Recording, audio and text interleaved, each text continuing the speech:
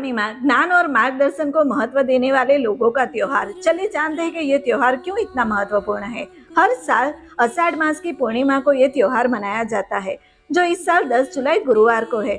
और एक इंटरेस्टिंग बात यह है कि ये त्योहार सिर्फ हिंदू ही नहीं मनाते, बल्कि जैन और बौद्ध धर्म के अनुयायी भी मनाते हैं। चलिए देखते हैं कि यह त्योहार क्यों मनाया जाता है और इस त्योहार का महत्व क्या है। इस त्योहार का सार है हमारे आध्यात्मिक गुरु या शिक्षक को उनके दिए हुए ज्ञान और मार्गदर्शन के लिए उनका आभार व्यक्त करना। गुरु शब्द का मतलब ही है अंधकार को हटाने वाला। हिंदू परंपरा में यह त्योहार का सीधा संबंध महर्षि वेद व्यास से है, जिन्हें हम आदि गुरु मानते हैं। इसीलिए ये पूर्णिमा को व्यास पूर्णिमा भी कहा जाता है, क्योंकि माना जाता है कि इसी दिन महर्षि वेद व्यास का जन्म हुआ था।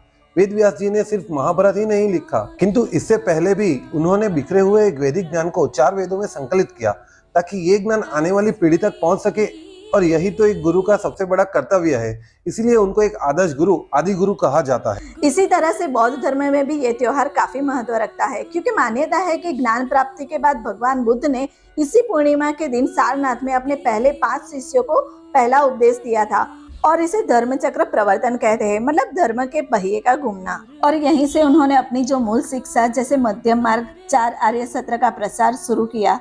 तो एक तरह से ये बौद्ध धर्म के संगठित शुरुआत का दिन माना जा सकता है। और यही बात आपको जैन धर्म में भी दिखेगी। जैन धर्म के अनुसार इसी आषाढ़ पूर्णिमा को जब चतुर्मास शुरू होते हैं, तब भगवान महावीर ने इंद्रभूति गौतम को अपना पहला शिष्य बनाया था, जो बाद में गौतम स्वामी के नाम से प्रसिद्ध हुए।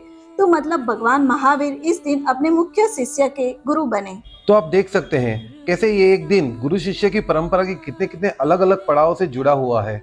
इससे गुरु की जो अवधारणा है उसका महत्व और भी बढ़ जाता है। और गुरु शब्द की जो उत्पत्ति है वो यही बताती है। गु का अर्थ है अंधकार और रू का अर्थ है उसे दूर करने वाला। तो गुरु वो है जो हमारे जीवन से अज्ञान का अंधेरा दूर कर ज्ञान का प्रकाश फैलाता है।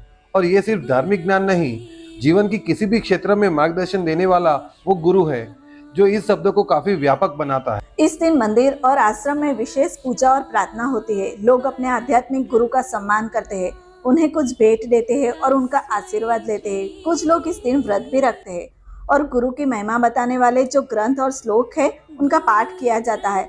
जैसे गुरु स्तोत्रम बहुत प्रचलित है, जिसका एक श्लोक है, गुरु ब्रह्मा गुरु विष्णु गुरुदेवो महेश्वर गुरु साक्षात परब्रह्म तस्मै श्री गुरुवे नमः। यह दिखाता है कि गुरु को ब्रह्मा विष्णु महेश और साक्षात परब्रह्म के समान माना गया है। यही नहीं, सिख धर्म में भी गुरु के महत्व पर जोर दिया जाता है। गुरु नानक देव जी ने भी कहा है, गुरु के बिना कोई पार नहीं पा सकता, कोई ब्रह्म में ना रहे। ये सारी बातें एक ही इशारा करती है कि गुरु का मार्गदर्शन कितना जरूरी है।